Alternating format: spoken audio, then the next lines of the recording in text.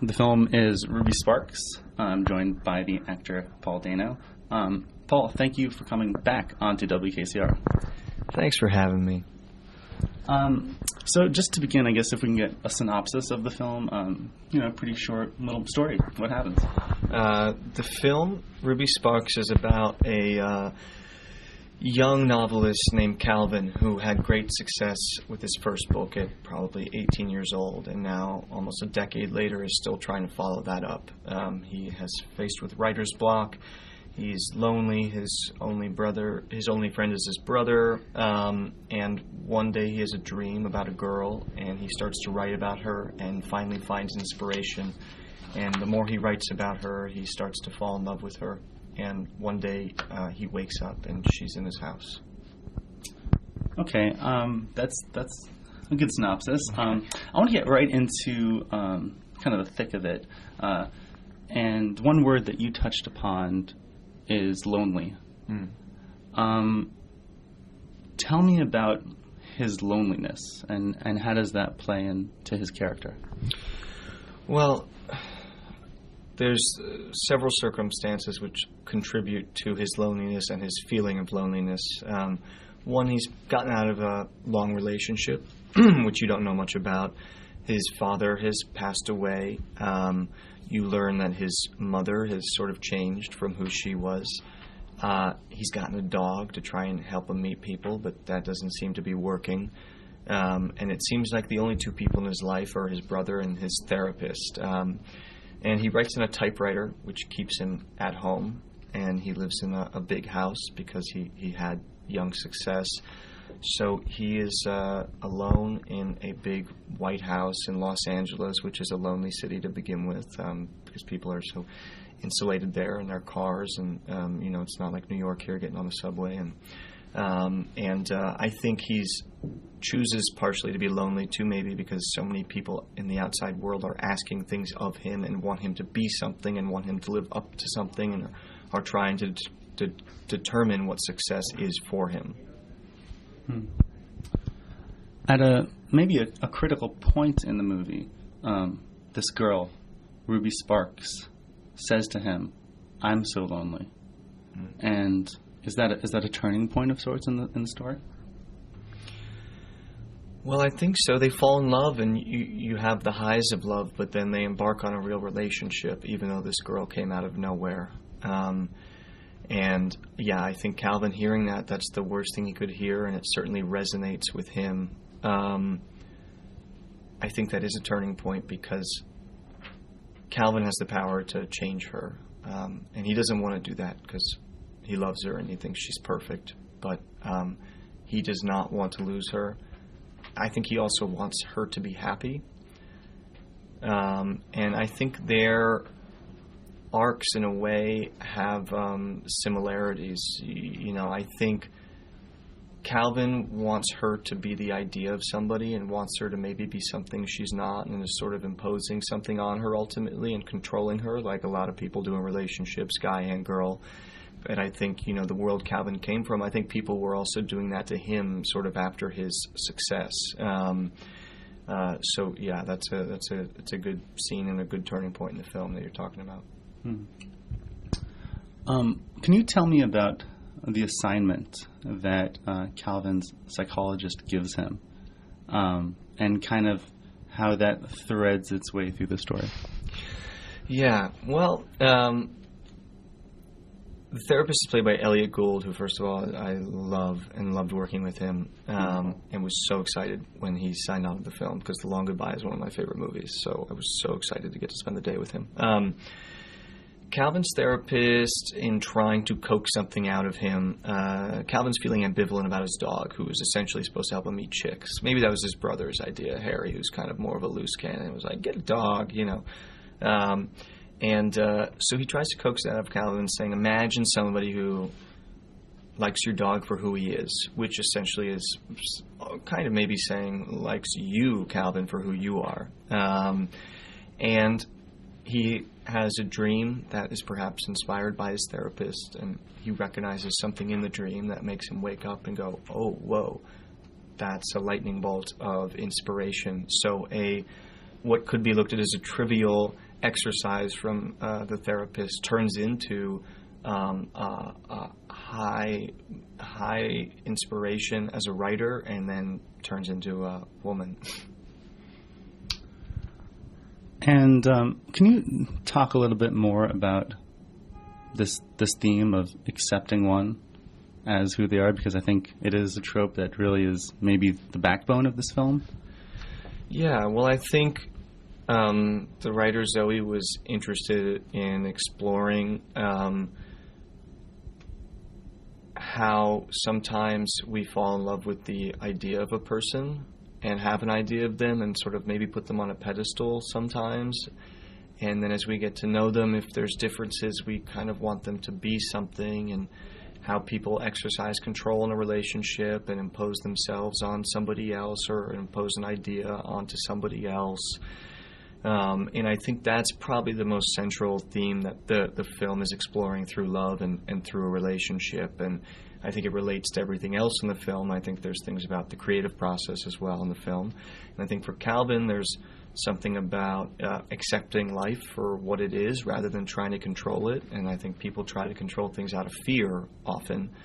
And I think Calvin has a good amount of fear maybe about his writing career, or people have kind of maybe left him, or he's lonely. And so it's not just about a relationship, but I do think that, yeah, that's the most central and important thing that the film explores. Can you tell me about how you were first introduced to the script?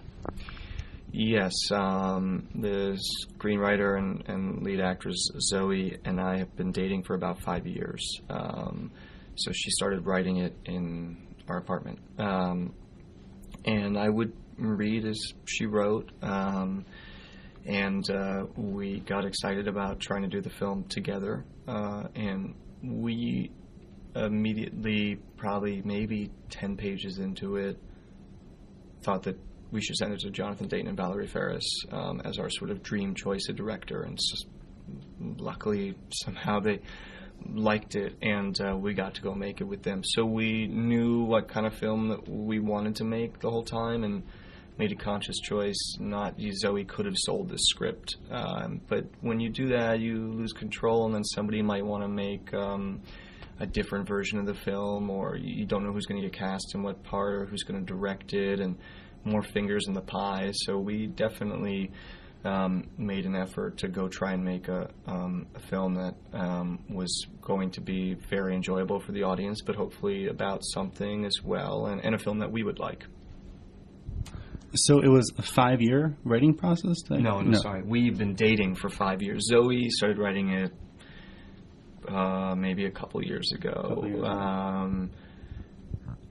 She wrote it for a bit, and then she put it away for a while, thought about it, let it do its thing in her imagination, then came back to it and banged it out. And yeah, I would come home at night, and she might have written 5 pages, and I would check it out, and sometimes just try to be a good boyfriend, but sometimes to try to be, a good bounce board and give feedback and talk about it with her. And then we started daydreaming about how we were going to go get it made. So, real life Paul and real life Zoe. I'm like, my head's a little bit confused right now. So right. You guys are. Had you always seen yourselves in these roles? I think Zoe was inspired one night by seeing a mannequin in a trash can and thinking it was a real person, and then thought about the Pygmalion myth. So she just had a moment of inspiration and started writing, and I read the first few pages she wrote, and I just said, "Oh, you're writing this for us?" Sort of as a question, and she just said, "Yeah." And I don't think she was, but I think she was without knowing it, possibly, but I think the impetus was not like, let's write something for us. It was like, oh, I got an idea for a story, get that on the page real quick, even just the first couple pages, just the idea, to remember it and plant the seed, and then quickly realize that we could do this together, and that would be a good thing. I'm sorry, you said she saw a mannequin, thought it was real, and that reminded her of what? The Pygmalion myth. Which is? It's a myth about, a Greek myth about a sculptor who starts to fall in love with the a woman he's sculpting. And I think in the dark, he sort of sees a sculpture one night and thinks it's real and ends up praying to the gods and asking her, and is granted, and this sculpture becomes real. Now, I was actually, up until this moment, not familiar with that myth. Yeah. And, but watching this film, I said this, and I suppose this is a very high compliment to the screenwriter, but I kept saying, like, this feels like a story as old as time. Like, this feels like a story, like, that has been told and will be told again and again. Well, I think that is a good thing, and I think hopefully that just means that the emotions and the themes are universal, and those kind of things do last. And the Pygmalion myth, there is a play called Pygmalion based on it. My Fair Lady is actually based on it, sort of. And I think there's been other things that have just been inspired. And then this goes in its own direction. It uses that sort of conceit. That's, maybe the impetus of it. But then I think we go somewhere with it. Yeah, that's a good thing. Yeah, definitely a good thing.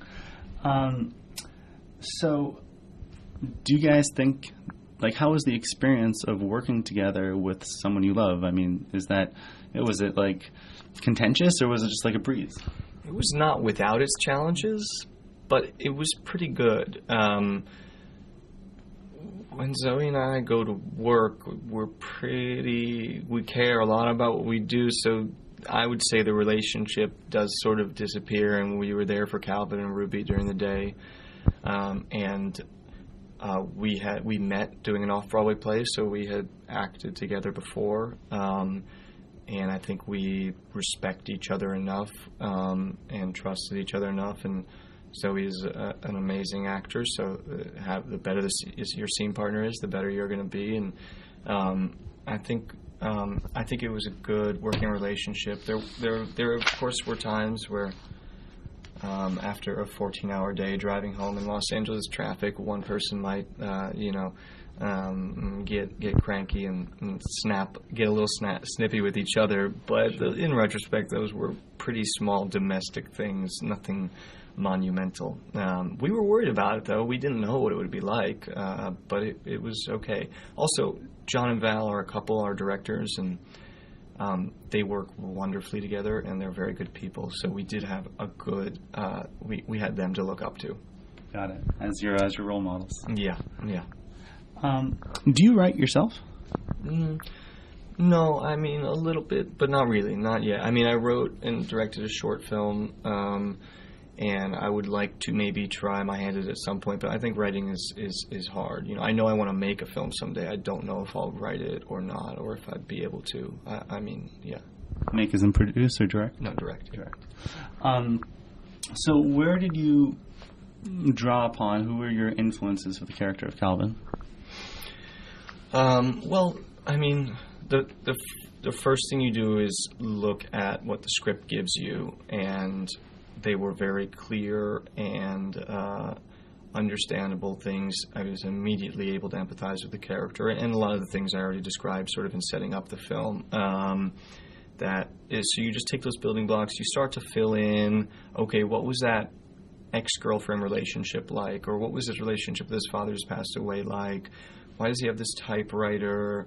You just kind of explore everything to light up your imagination and make it feel really real and full for yourself. And certainly looking at writers and how they work, and learning how important the habit is that you write every day. And some people write from 8 to noon, some people from 6 a.m. to 10 a.m., and they do their hours in the morning, and then they have the rest of their day. But there's something sacred for a novelist, I think, in the writing routine. And so, whether it was reading John Steinbeck's journals while he wrote East of Eden to get, try and get insight into that process, or talking to writer friends, learning how to type on a typewriter, which was actually harder than it appears, probably.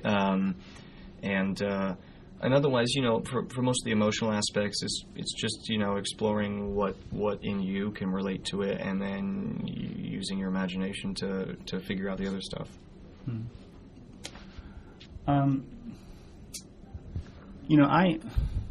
It's a very complex film. I mean, it's simple, but it also has a lot of complexity to it, which I guess, again, a compliment to the screenwriter.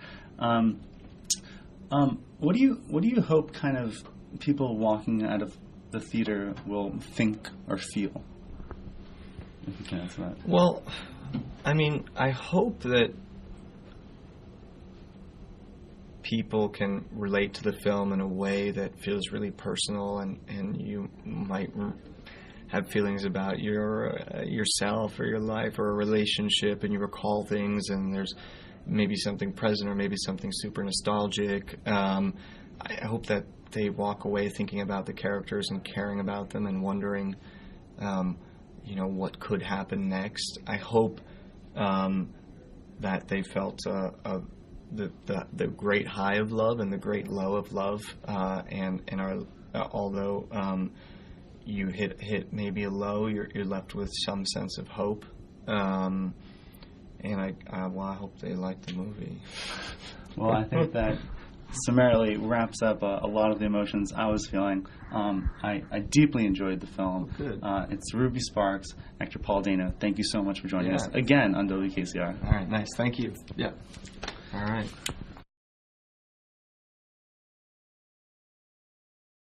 The film is Ruby Sparks, and I am joined by the directors, Valerie Faris and Jonathan Dayton. So, for the both of you, thank you so much for coming on to WKCR. Thanks for having us. So, I guess to begin, just a brief synopsis. Tell us a little bit about the story of the film, shortly. In a quick nutshell. In a nutshell. It's about a writer who had a very successful first novel when he was like 19, and he's now been facing writer's block. And his therapist gives him an assignment gives him a writing assignment, basically, and he has this dream about a girl, and then he starts writing about her. And so he keeps writing about her, and the more he writes about her, he falls more and more in love with her. And then one day she shows up in his house. And then he soon discovers that he actually has the power to control her by writing more about her. So which she doesn't want to do. So, and complications ensue. Yeah. As they tend to do. Yes. How did this script arrive on your desk? Well, after Little Miss Sunshine, we stayed friends with Paul Dano, and he started dating Zoe, and we met Zoe, and one day we got a call saying that she had a script, and we didn't know that she was working on something, but we were very excited. We heard that it starred the two of them, and like all scripts that you read from friends, we were a little nervous because you never know. You want to love it, but you don't know if you will. But I read it first, and I just couldn't believe how great it was, and which put even more pressure on me to like it. So I felt I was like the last one to jump on board. But it also, two of our producers from Little Miss Sunshine were already involved in the film. Paul and Zoe went to them first, and then they brought it to us. But yeah, we just kind of fell in love with the whole package. We loved the script. We loved the idea of working with Paul and Zoe as our stars and making it in Los Angeles, which is our hometown. So there's just a lot of elements to it that sort of made sense, and we loved what the story was probing, the ideas that it was investigating. And it was a good roller coaster ride. I mean, it was what I want to see when I go to the movies, something that's entertaining, but also is about something. And, this was really about relationships and our need to control. When I walked out of the film, and even during the film, I felt to myself that this is an ancient story. This story feels like it's been told before and will be told again. Can you speak to that? Well, yeah, it does come from the myth, the Pygmalion myth, and it is.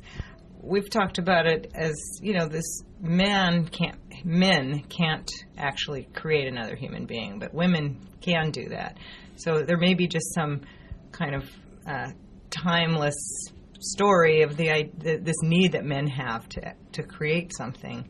I mean, I think creativity, does kind of come from that, and women and men are both creative. But I think that idea that you can create another human being has to have some impact on on the male gender, the fact that they can't do that. So I don't know if that's really what the original myth stems from, but I think because of that, it is this kind of timeless story, and that was really exciting, and yet it feels very contemporary. I mean, it's really, it's about the things we all feel.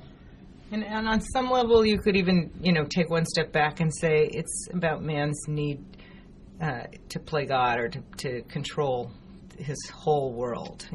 That urge to, like, we think we have control over things when we know we really don't. And so there's that battle we always have against fate or nature. So, I think for that reason, these stories are going to keep being told and explored from different aspects. And it's interesting to see how they've been explored through time. That there's My Fair Lady and George Bernard Shaw, Pygmalion. And so it's a story that seems relevant, because we're always going to be in relationships with each other and trying to figure out, how it works, get it right. So you guys are a couple, and Paul and Zoe are a couple. Still. And despite all. Yeah. So what was that like, two couples working together with these characters who are a couple? Tell me about that. Well, it was really nice to be with two other people who cared about this as much as we did. Our actors always are invested, but Paul and Zoe were deeply, connected to this material. They had worked on it for a long time before we even got it. They're also just lovely people, and to be with people that you really like. And respect for their talent, and they have mutual respect for each other. And so, yeah, I think yeah, it's funny because even though it's about a somewhat dysfunctional relationship, all the parties involved were, I think, probably on the more functional side of a relationship than because they've been together, at their age, they've been together for 4 years, which is a long time in your 20s, But I think, it actually, it took out that element of when you do a movie with people who don't know each other. There's always this kind of strange transformation that happens. You go through the evolution of first meeting each other, and it's kind of be exciting, and then even in the course of just a 6-week shoot, a lot can happen as people get to know each other, especially romantic leads. So that element was or that little drama that happened sort of behind the scenes just wasn't an issue in this film. It could have added something. It would have been different, but I think the fact that they already knew each other, they were so comfortable with each other and felt very free and trusting with each other was really a huge advantage in this case. So a lot of the domestic scenes, for example, it was kind of just like old hat to them. Well, it was funny because in rehearsals we realized that we needed to, in a way, remove the Paul and Zoe from Calvin and Ruby, that this was not going to be about their particular relationship, that it needed to, in a way, be more universal. So we spent some time trying to, just find the characters and remove the people, and which was very easy. I mean, they welcomed it. A lot of the work on their own, but then there was just in rehearsals we could kind of identify, that part, let's take that part out of that. Doesn't feel like Ruby. Like, for example, Zoe's a very flirtatious person, and the way she uses her body in real life is all very kind of coy and sensual, and that is great for Zoe, but it didn't feel like the way Ruby should behave, and so when we sort of took out the flirtatious quality, it felt like, that's more like Ruby. And, it was a matter of kind of finding that together. And then also in their relationship, they call each other certain names, and those didn't, and some of them were even scripted, and we kind of removed that stuff. So, it's, there's still connection they have, but I think just removing the behaviors that are particular to Paul and Zoe, but was the key. I guess last question. You guys have done a whole bunch of awesome music videos and commercials, and then you've done this one critically acclaimed film, Little Miss Sunshine, and now this. How is the process different? Shortly, I know it's very different. And with music video, with the short form and the long form, how do you approach that differently? And do you enjoy one more than the other? Well, commercials, videos, and features ultimately are really about economy. Can you tell a story?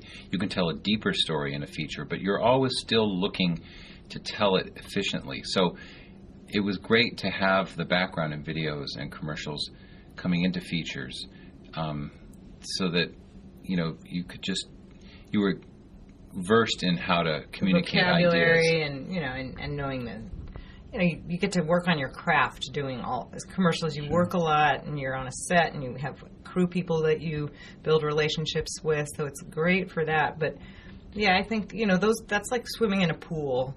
And a movie's like swimming in the ocean, I think, and we like that probably. Once we made a movie, it was definitely, we got the bug and like getting to, spend time with a story and characters and, really explore different subjects and issues that films can raise that commercials just don't. I mean... And, I loved making music videos, but one of the reasons I love videos is because I loved watching music in films, and, like Harold and Maude and The Graduate. So being able to actually create a stronger narrative and have music has been I like it more than videos. I feel like I can, get deeper and have an audience member more invested. Yeah, I mean, this sound as the auditory aspect of movies is so huge. It's obviously it's a visual medium, but I think some would argue. Yeah. I really feel like if you don't have the sound right, every aspect of the sound design, the feeling, the way people's voices sound, it's all so. I can't watch a movie if the sound isn't the sound is so distracting to me. And music can really ruin a movie for me. So we usually use it very judiciously. Or, we don't cut our movie with music. We cut it without any music and then work with the music after. We've got the basic film cut together. Because music can be a crutch when you're making a scene. I hope the soundtrack to this is a really interesting score, and I hope that's something you can explore. Did you get? No, I haven't. I will. Yeah. Make sure you get it because it's a really, it's a great record. Actually, we like it, but I guess we're partial. Yeah. But yes, I don't know if we answered all your questions. That was a big question about. It was a big question. The difference between, but I mean, we're thankful that we have a career in both because commercials allow us to spend time on our movies. They keep us alive and pay the bills while we write and work on movies. So thankful for that. Well, I think I'll have to grab a copy of the score and perhaps run it through this radio interview. So I would like to have our words underscored. Yeah. Could you make a sound? I could do that. Emotional and I love that idea. We should just bring this and play it while we're talking. Consider it. Yes. Okay. Thank you. Thank you guys so much. The film is Ruby Sparks and Valerie Faris and Jonathan Dayton. Thank you so much for joining us on WKCR. Thank you.